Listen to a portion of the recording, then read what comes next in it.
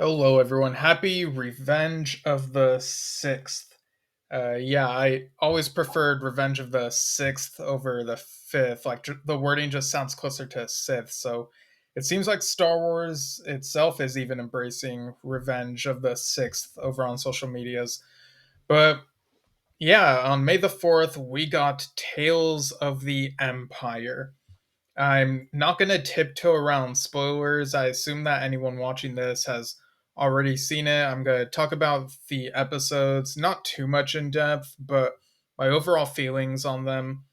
And yeah, I'm doing this in between things. This is unscripted, so that might show for better or worse. But yeah, here we go. So, Tales of the Empire, very much another animated anthology miniseries in the vein of Tales of the Jedi. Now, I've been going back and forth on which of these two miniseries I prefer, because Tales of the Jedi, I feel really excelled with the Count Dooku stuff for the most part. The Ahsoka stuff was more iffy to me. The Baby Ahsoka episode was really good, but then you had the episode that smashed continuity by seemingly overwriting the story of the Ahsoka novel, which, they both have similar premises, but I feel like the novel tells that type of story a bit better. And I've seen people try to reason how they can both work, but yeah, it just kind of left a sour taste in my eyes. And the Ahsoka episode where Anakin is training her to dodge blaster fire, yeah, that one felt like it was answering questions nobody was asking, and really questionable training methods. And yeah, it just kind of felt like they were trying to explain how Ahsoka was able to dodge the clone blasts in the Clone Wars series finale, when like nobody was wondering that at all. Like we just know the character and that she has all these skills and can survive.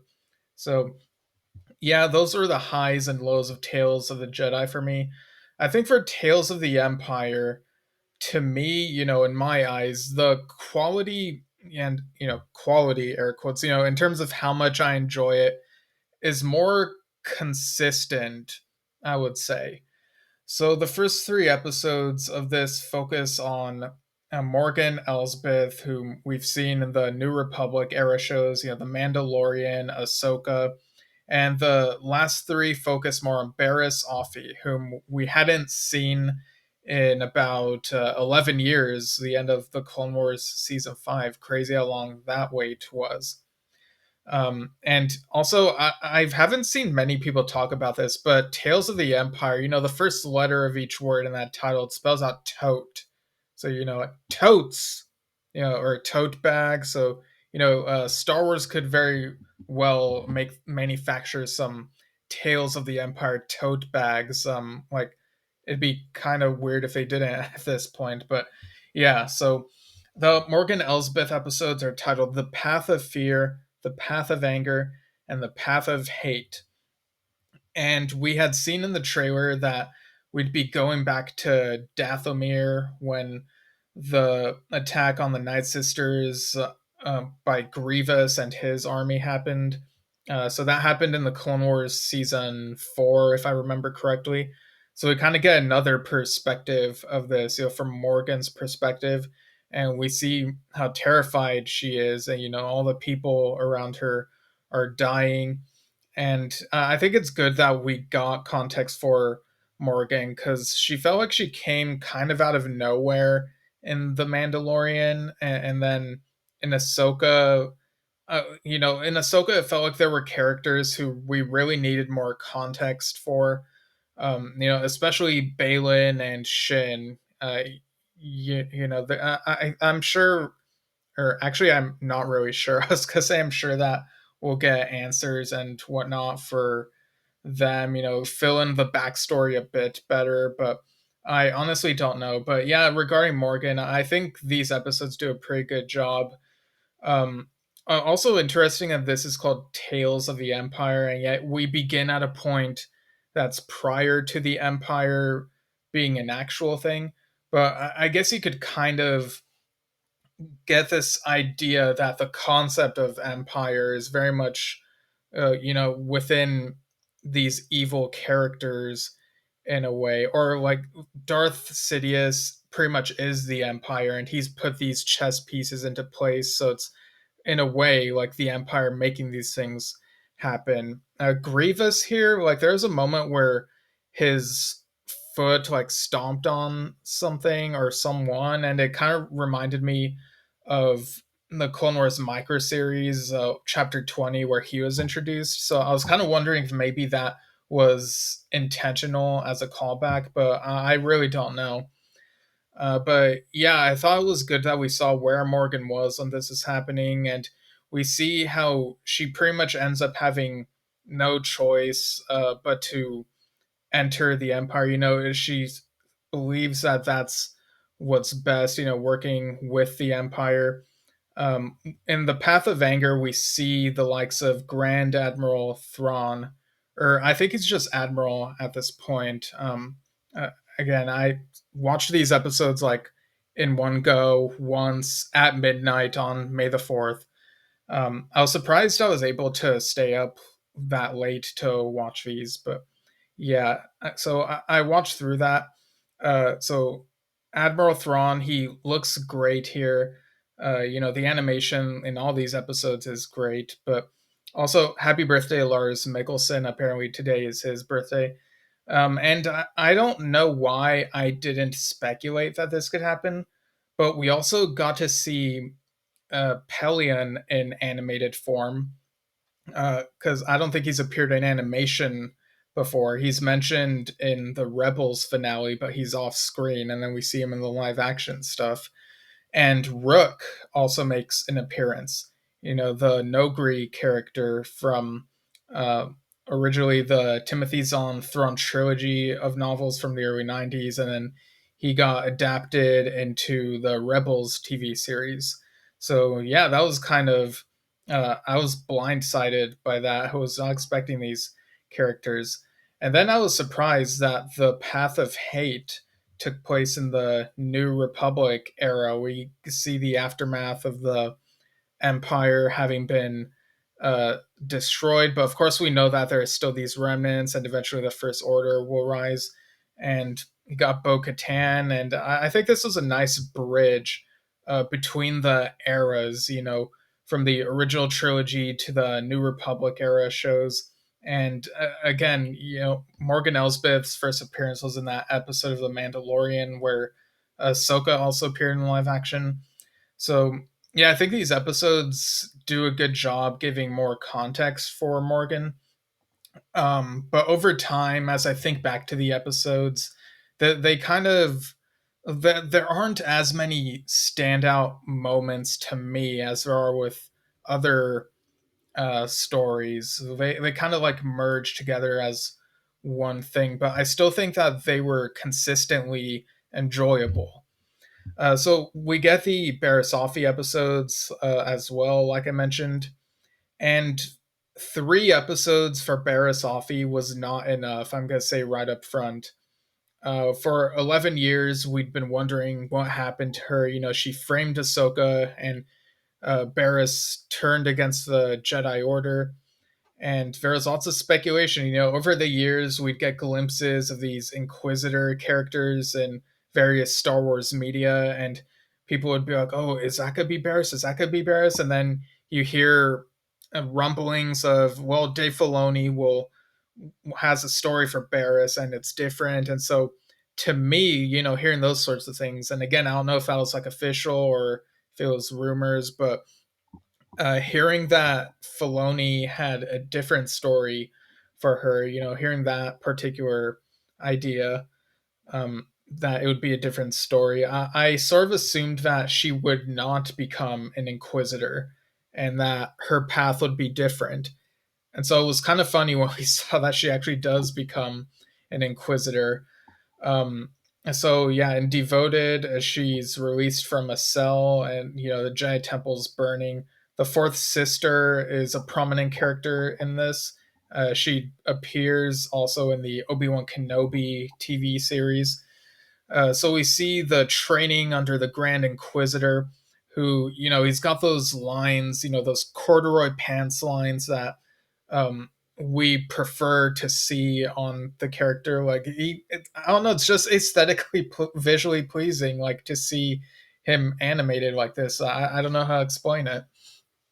And at the end of this training, once she is pretty much fully part of the Inquisitorius, Darth Vader appears and like sits on his throne or what have you. I was honestly surprised Vader didn't have a bigger role in this arc, because everyone thought, oh, Vader is gonna have beef with Barriss Offee, but you got to remember, Anakin is supposedly dead. Vader is the new identity, and he's trying to kill the previous identity. And he has to serve under Sidious. He can't really, especially like really early into these dark times. It's like right after Revenge of the Sith. He doesn't have that much freedom to just do whatever he wants. So and I do appreciate the restraint in using Vader, because sometimes it feels like he's used as a safe card to play into the deck. So it was odd seeing him not as involved, but in hindsight, I think it was a good decision. But maybe if this had been a longer, like Barriss Offee miniseries, there could have been room for him without him overshadowing everything. But in realization, we see the fourth sister and Barriss working together.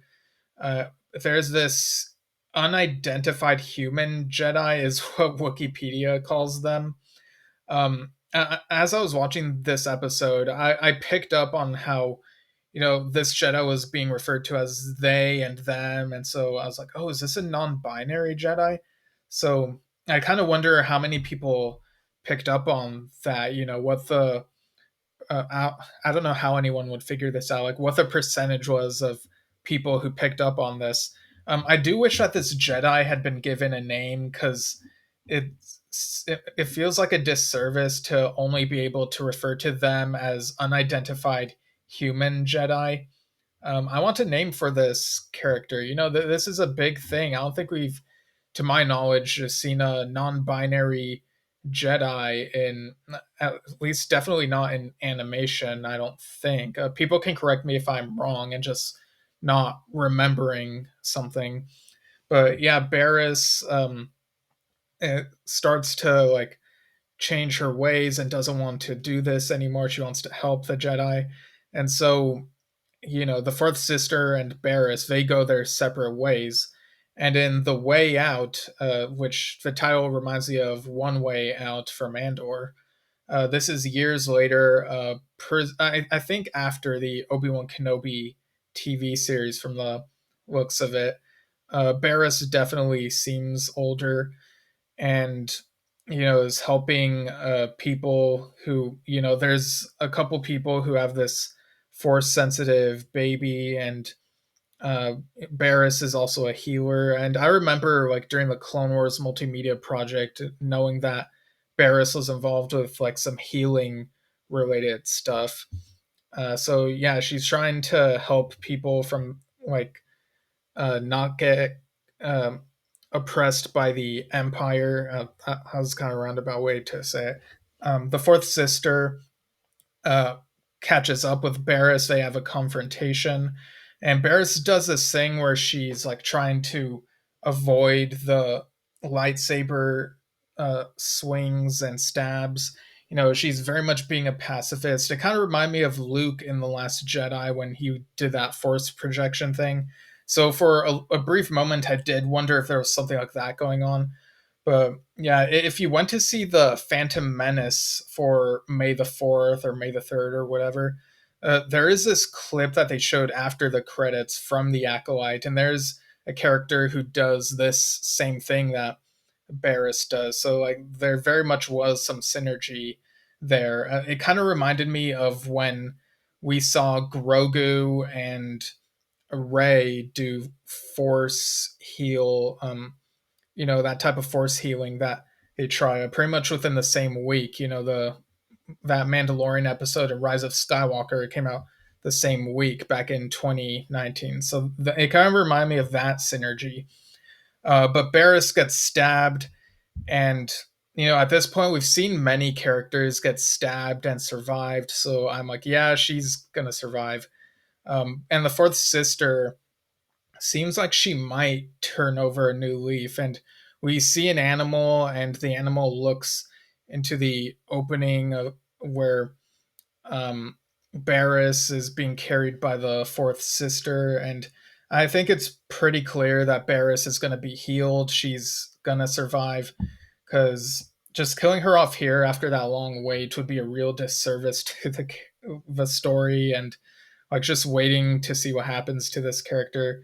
So I'm very curious to see when we'll find out what happens next with her, and with the fourth sister and these other characters for that matter.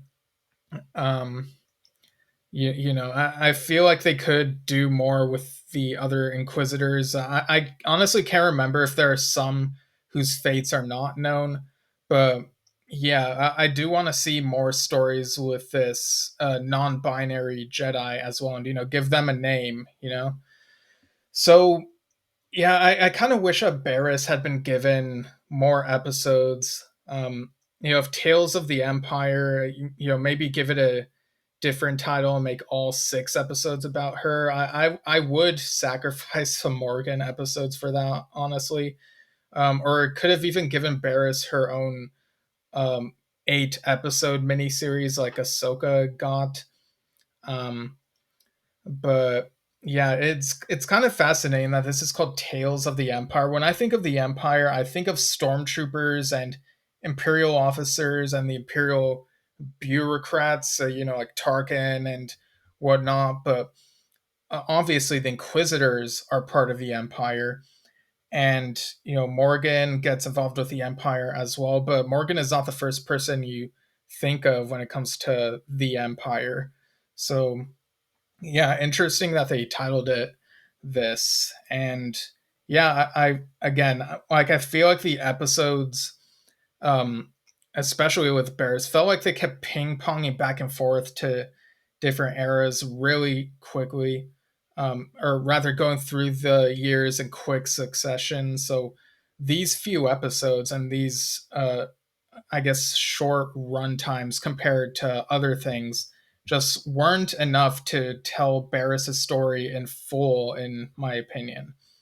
But overall, these were consistently enjoyable. But just the pacing stuff I mentioned is like my main gripe. If I were to give this set of episodes a rating, I think I'd give it 7.75 out of 10. It's really close to an 8 for me, but the pacing issues, and I kind of wishing that it'd been structured a different way. That's kind of what's keeping it to that score for me. So, yeah, what did you think of Tales of the Empire? What do you want to be the next Tales of series? And are you going to watch the new Lego thing when it comes out? A trailer came out for that. I don't know if any of you saw it. I mean, if you're a Star Wars fan, you probably did. But let me just look up what it's called. It's called Lego Star Wars Rebuild the Galaxy. And watch the trailer if you haven't already. There's something huge in it that, like, pause this video and then watch it if you haven't already. Okay, so yeah, it looks like a fun idea. Legos kind of getting mixed up, and so you have characters getting kind of altered, and I guess maybe planets as well. And you also get Darth Jar Jar finally, like in a Star Wars officially released thing. Yeah, I don't buy into the Darth Jar Jar theory, like in the serious sense, but the way that this Lego thing is leaning into that joke, it's quite clever that they're doing it here. This truly is the revenge of the sixth. But yeah, that's all I have to say for this video. So stay safe, everyone. I'll see you around, and may the sixth be with you.